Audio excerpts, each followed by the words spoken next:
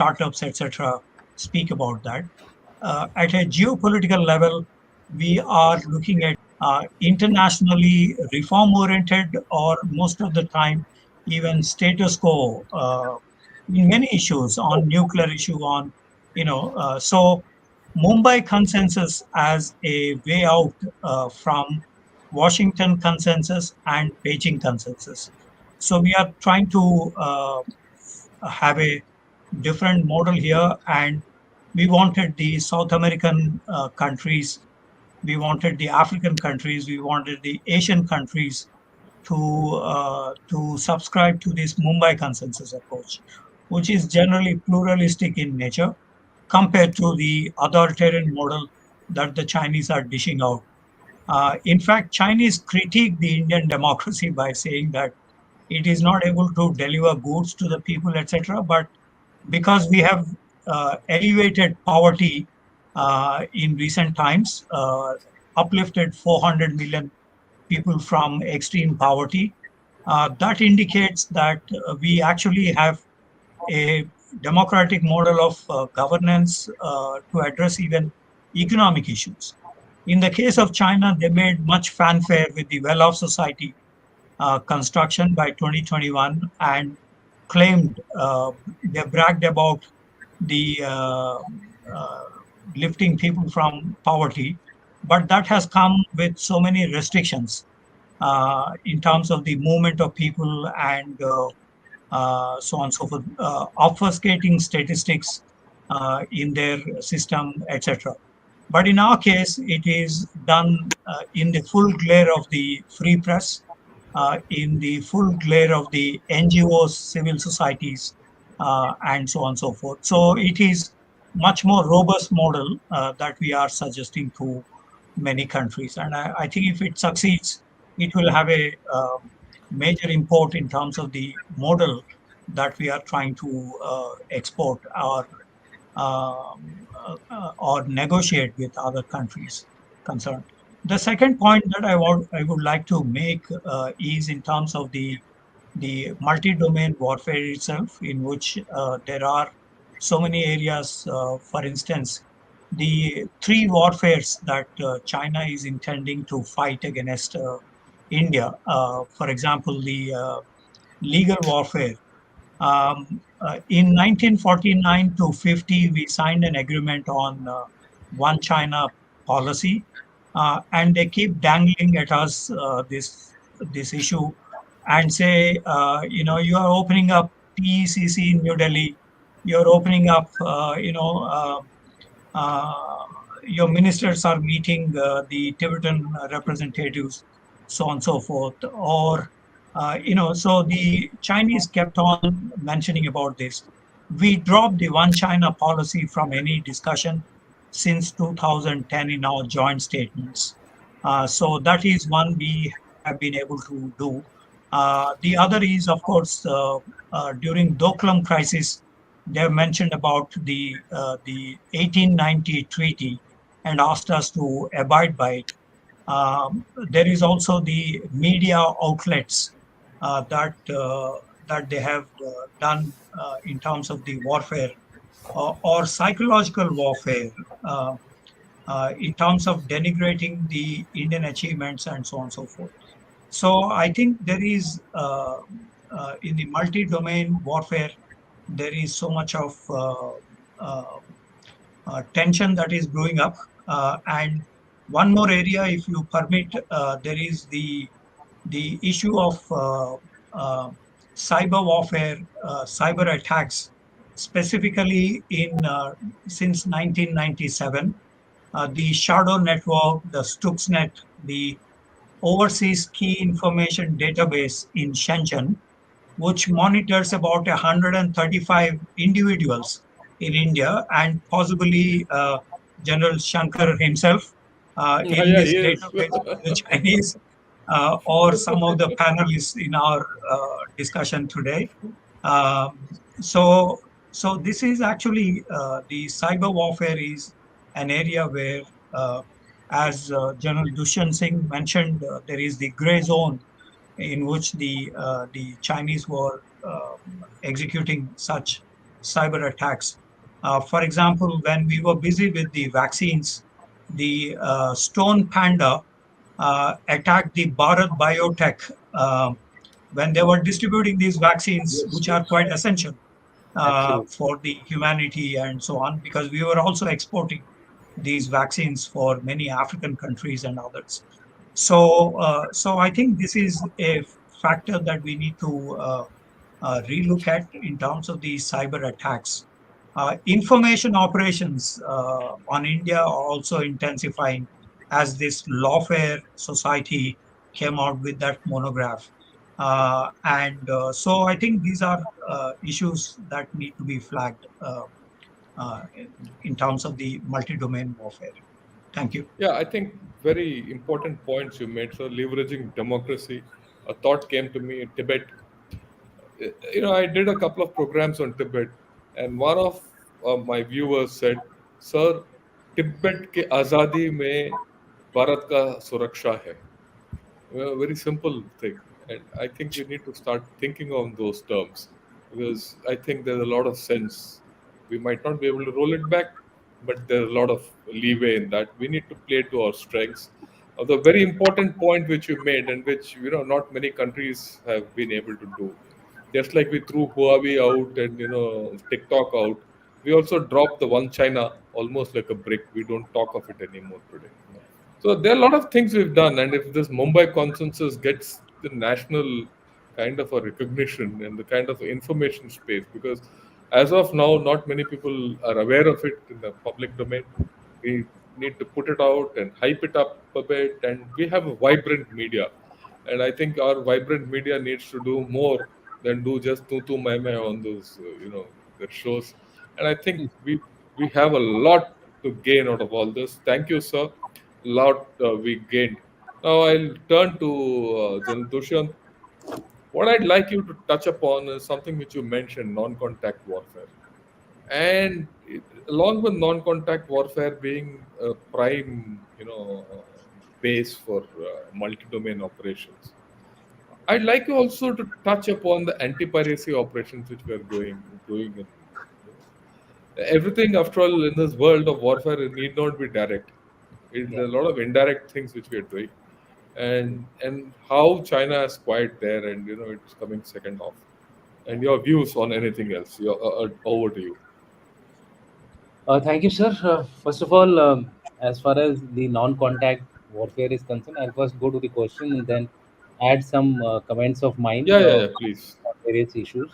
Uh, Firstly, about the non-contact warfare, I would like to just highlight the primacy of what China has been doing through some figures. I think figures speak a lot about what is happening. As far as the China is concerned. See, the as you take ransomware, for example, ransomware attacks. It is amazing to know the kind of damage which this particular attack is doing globally as well as on India. If you see the global figure, it is likely to rise by $10.5 billion by 2025. As far as India is concerned, last year, the year before, there were only 3,950 attacks, but this year, 22 billion records have been damaged or attacked by China. $150 million will be paid by various companies. Where is this money going, sir? That is the question which we need to ask. And therefore, these are the kind of non-contact warfare which are now taking place. 2,35,472 incidents reported by Kaspersky Cybersecurity Solutions. Uh, Other issue which I would like to highlight here is in terms of cyber attacks, most of our ports have been mapped by them, sir. Most of our ports and the electricity grid. They have interfered into it. They have not done anything. They have just demonstrated to us that yes, they can enter it. They can do whatever damage they want to do. I don't know whether they will start having the capability of interfering into our transportation systems. Our railways are a huge network, and they are gradually getting digitized in a number of ways. And these all have mostly Chinese equipment because whatever said and done, our imports from China are, as far as technological technology is concerned, continues to rise. So those are the areas where we need to be now cautious. The other thing about non-contact attack is, you can take the example of Arunachal Pradesh. They have been systematically trying to establish their claims over Arunachal. I'm talking of the South Tibet, which they call, and now they have got about 160 names, which they have renamed them as China. Look at the way they are doing things through Nepal. They got a 100 rupee note on which they are actually printing the Kalapani disputed area. Limpugara. I'm first, I'm first time seeing a currency being used for such a purpose, and through one of our neighbors. So these are some of the examples. One can go on and on as far as non-contact warfare is concerned.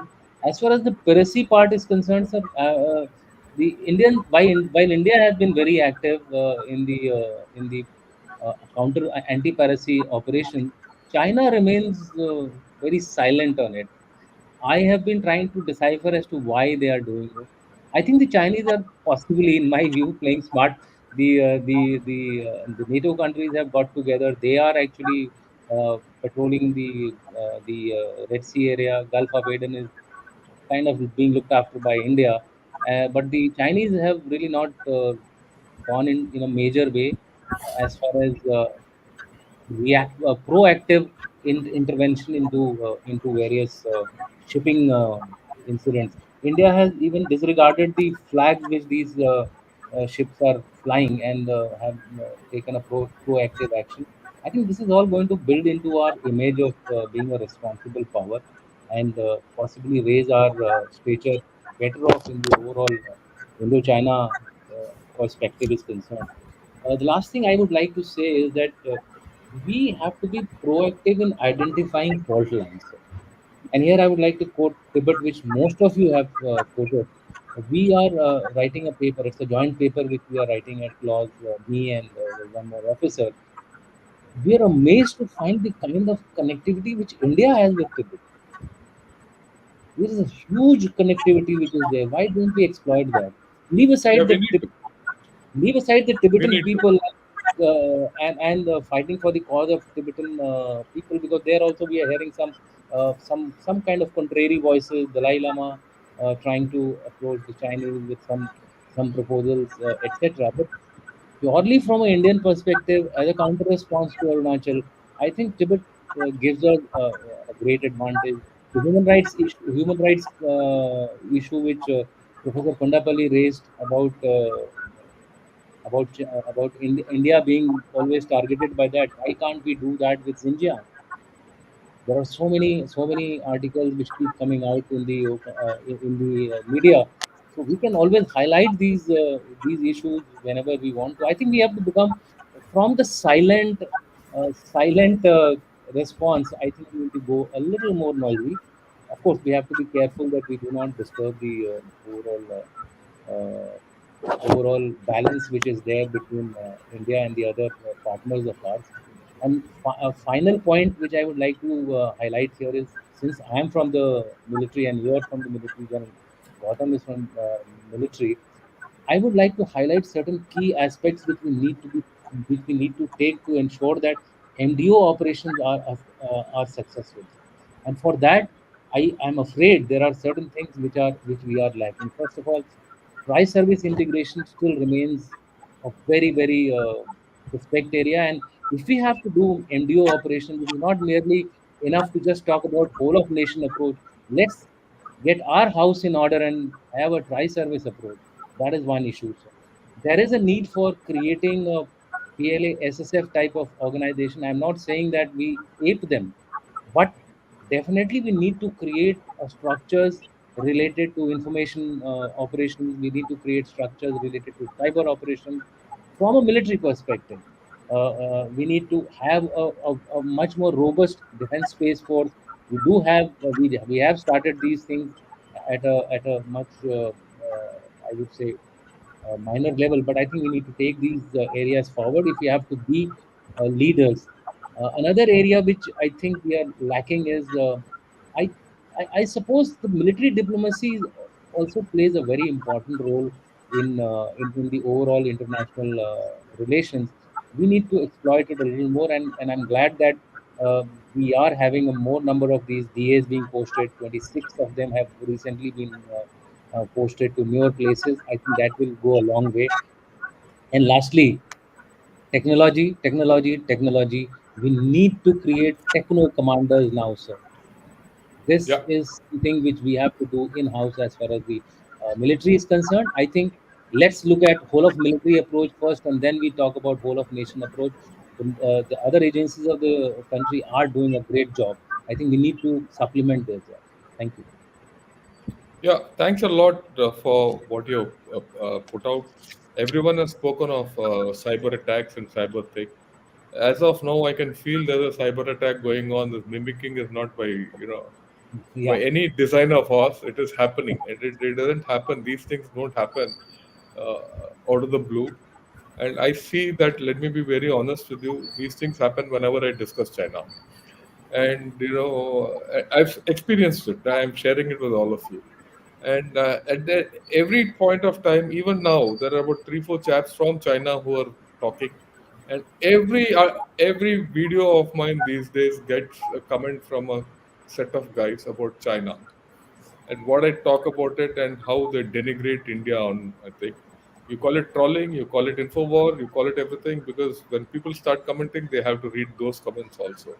So there's a systematic way of they're going about it, and I think that's something which we need to understand. There's a system in how they approach all these things, and that is something which we need to develop on our own. And it's nice to say we need to highlight this, we need to highlight that, X, Y, Z.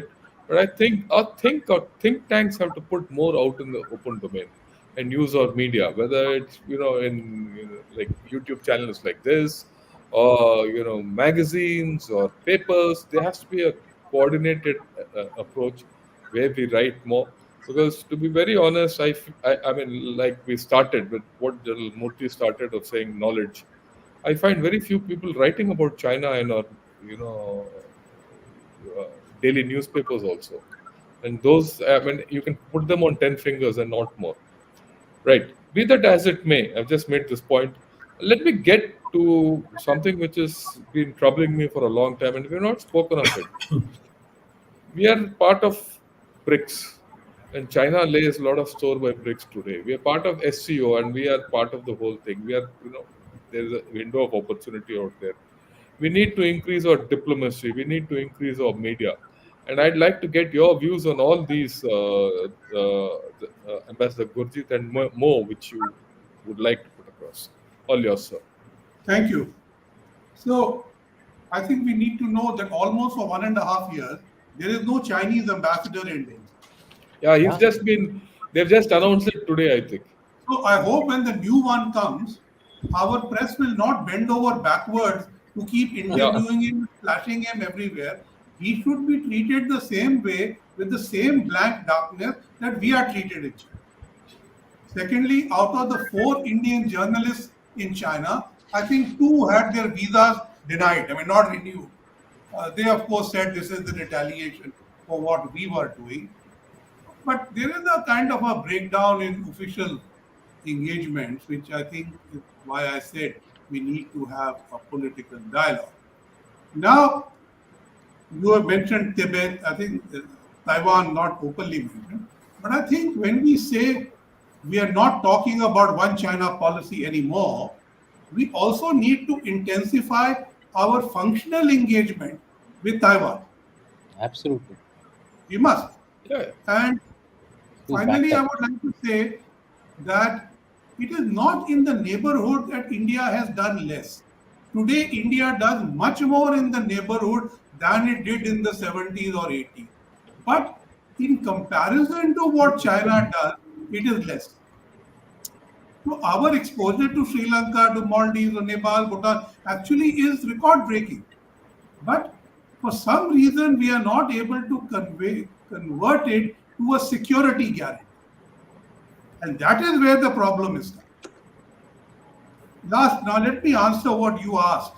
So, besides BRICS, there is the Shanghai Cooperation Organization. I think finally we have reached that position of isolation in that. Because the Russians totally, who got us into SCO, are totally behind China. And all the Central Asians who bilaterally will talk to you nicely in SCO are not on yours. So with the global south, you have to just deal with them and not try this dichotomy with China, but that doesn't lead them to happy situations. Now, so what is our role in SCO? To basically be a pain and prevent a consensus. Okay, that's also a role. Yeah, All right. definitely. Now coming to BRICS. Now here I don't agree that we should just be a pain. Here, all the people in BRICS, other than China, and you can discount Russia, are our friends. Yes. So we need to have, like in Quad, we have a Quad relationship, but then we have good bilaterals on different bases with each of them. The same we now need to develop with BRICS. Each one, we need to validate our bilateral relationship and bring it to bear on BRICS position and not allow BRICS to become a Chinese. Thank you. Oh, thanks a lot, sir. I think you made a very important point on the BRICS. You made an important point on SCO and what our role should be. And we have a very proactive role to play. Even being a nuisance is a very proactive role, right? And that's then you're operating in the diplomatic domain. And we need to do a lot more in our media. Because one thing which comes out from all what you have said, whatever we are doing, two things, in fact, is we are not doing it with the overall coordinated purpose. And second, we are not putting it across in the right forum at the right manner. It's not necessary always that we have to penetrate the Great Wall of China and go behind and tell them what we think of in Weibo or chat. Even in international forums, if we can put it across, one day surely and certainly things will go across. And I think we need to do a lot. I think we have had a tremendous amount of discussion and seen what we can do, and more importantly, what we are doing. Because many times we feel that we underrate what we are doing, and I think a lot of these issues have come up today. A thing like one China policy, which we have just dropped, or bans on TikTok and all that, or role which we played in BRICS, where we didn't allow the phraseology of the Belt and Road to interfere into the BRICS declaration. These are all major things which we have done. Right. I'll take a few questions, sir, not many, and then we'll call it a day. Right. Vishnathan says, sir, with respect to the tech and cyber domains, as on date, only the West and China seem to have an upper edge. Are we not incapacitated due to the absence of production of high-end chips? Will the West give independence from dependency for systems and processors? Will this lead to a new grouping in India, which India is made to play a subservient role protecting the interests of the West? Should I put the first question back? First part? Yeah, this is the first part. General Dushyant, all yours. Sir, as far as chip industry goes, definitely we are a laggard in this. We have first taken the phase one of, of manufacturing legacy chips. Now, legacy chips are more into the domain of the technology which is not related to the military grade. For getting into the military grade, I think we have still got a long way to go, but we are making sincere efforts on it. And I tend to disagree with the fact that we will be possibly made subservient to the West for only one reason. And the reason is that, and General Krishnan has spoken about it in one of the programs, is that the supply chain of chip manufacturing is very, very, very complex. Raw materials are somewhere, some parts are being made in some country, some countries doing the the other aspects of chip making. So therefore, to get a single control over these chip making is currently not that easy. Yes, America does enjoy a greater advantage as far as chips are concerned. I'm talking of the 5 nano meters, 5 nano Yeah, chips, which 5 are nanometers. nanometer chips, which are of a weapon grade. China did try to overcome this particular restriction because the Americans have put a ban on them. They did try to get over this restriction by getting their scientists to, I mean, the American scientists to make 5.5 closer to the 6 nm It category. didn't work. Yeah, but it didn't work, and I think finally even the Chinese are facing the heat. So I think overall we will be able to gain some amount of advantage, but it will take time for us. Yeah, it's going to take time because we are still in the very nascent stages. Yeah, this is a question Just one point yeah, on that question. May I just add? Yes. It is not only China and the West. What about Taiwan? Yeah. That is where we come in. We need to leverage, and what Ambassador had earlier said, that we need to look forward to more business relationships with Taiwan and take this forward. And Taiwan is there in that space between China and the West, though China and the West may try to checkmate each other and not share. But here we can do something with Taiwan. This is the simple point that I want to make. Thank you. yeah, I think India is so. already doing it. I think we Yes, gave yes. Yeah, Padma we Shri are to doing it on that. There's India. no doubt about it. True. Yeah, I just wanted to bring it in. seems. Mr. India, at times when China is directly influencing institutions in several countries, including the West, where does India stand in this regard? How much have we done or required to do to counter China? Ambassador Sir, yours. Well, I think all open societies are open to being influenced. And therefore, if you have an open media, open sources of technology, your willingness to discuss, you will get opinion, like you said in your program, so much deliberate opinion is being spread. This will happen. But when you have a closed society, where even WhatsApp doesn't work, or YouTube is restricted in China, how do you deal with them? So I think to deal with Chinese public opinion is difficult for the Chinese government itself also. Yeah, It is I think not so. influencing public opinion. It is denying public opinion, which is not our style. But I think I go back that when China is directly influencing institutions in several countries, we have to be part of common operations to prevent that and guard against. Yeah. But today it is not only China, Western countries think each other, India, others are also influencing them. So this is the old lobbying acquiring a technological age. Thank you. Thank you, sir. Next question. Why we Indians habitually or almost culturally at a mass level are so inclined to learn about China? Less inclined. Yeah, less inclined to learn about China, though we do take interest in learning about Europe, US, Australia, South America, and Russia. Professor Kondapalli, all yours, because this is completely your domain.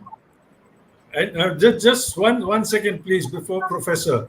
There is Yeah. a Chinese participant in your webinar. Yeah, who's I know answered that. the question in one line.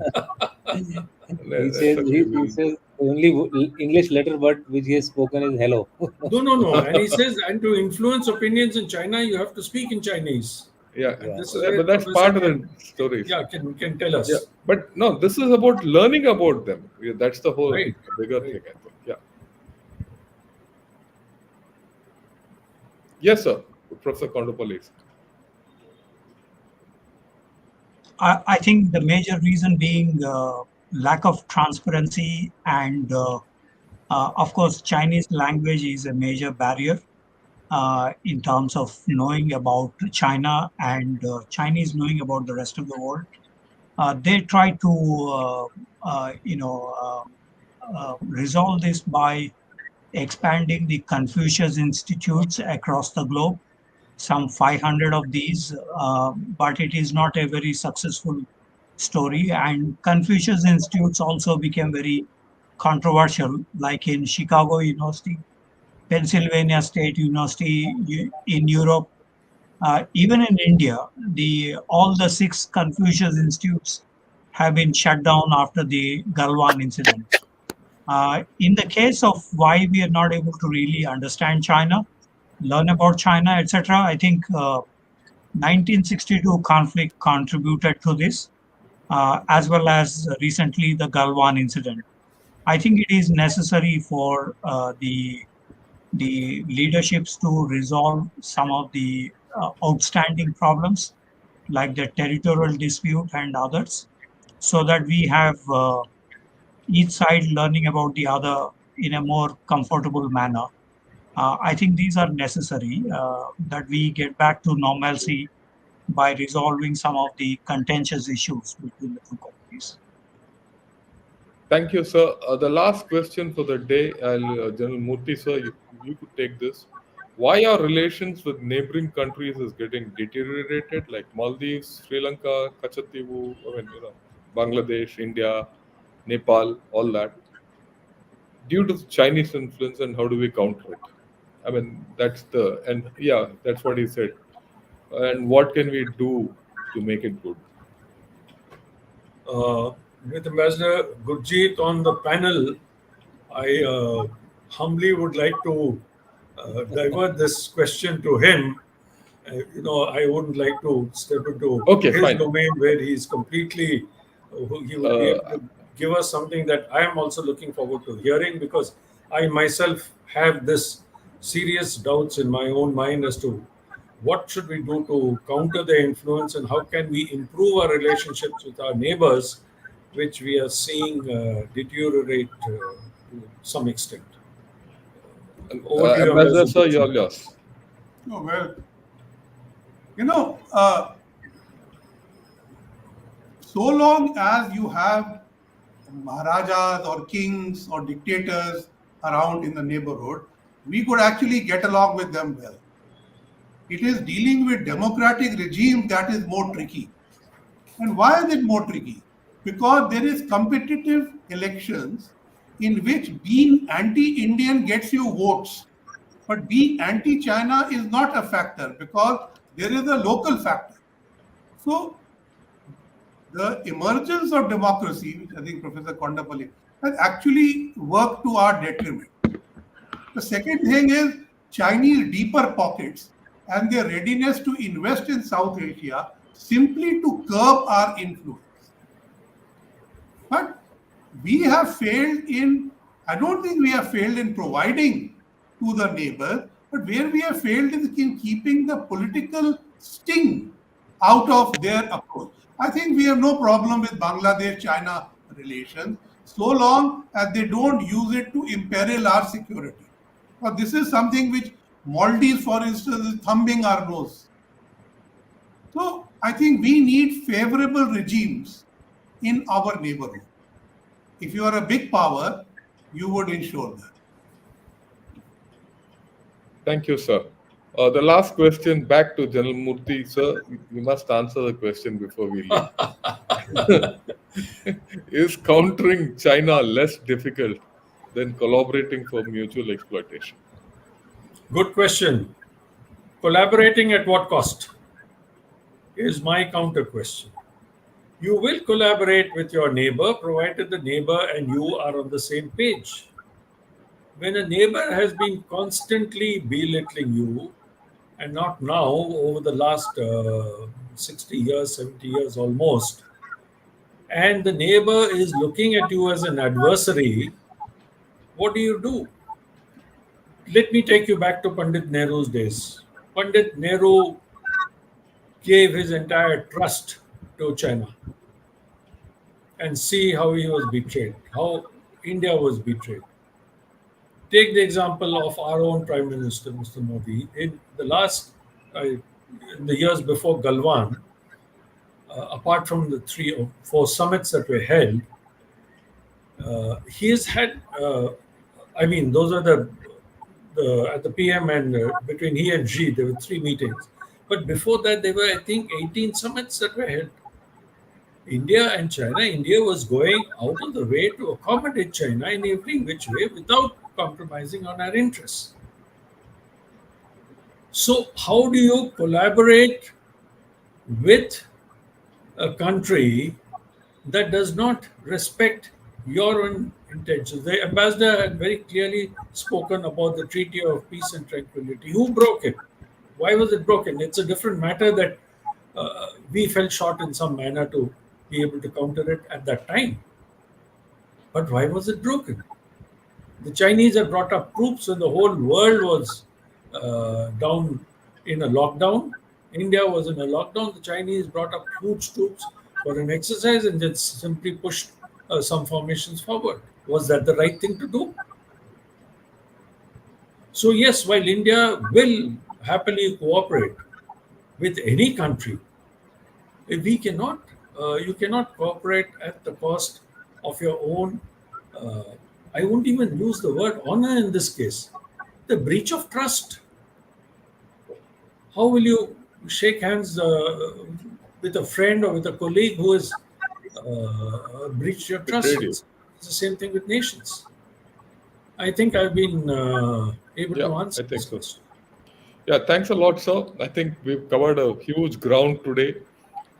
We've outlined what multi-domain operations are, where we are doing something, where China is doing something, and we've discovered new areas where we have done something which we have not known by informing each other.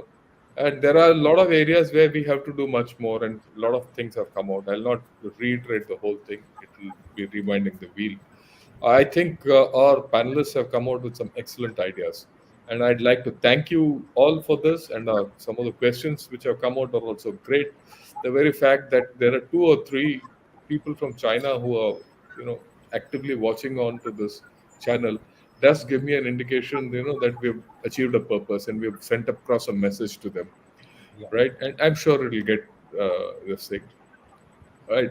And it leaves me at the end to thank all of you for giving these valuable ideas, and it's a matter of honor for me to host all of you. With this, General Gautam Murthy, sir, I'd like you to sign off for the evening. Over to you.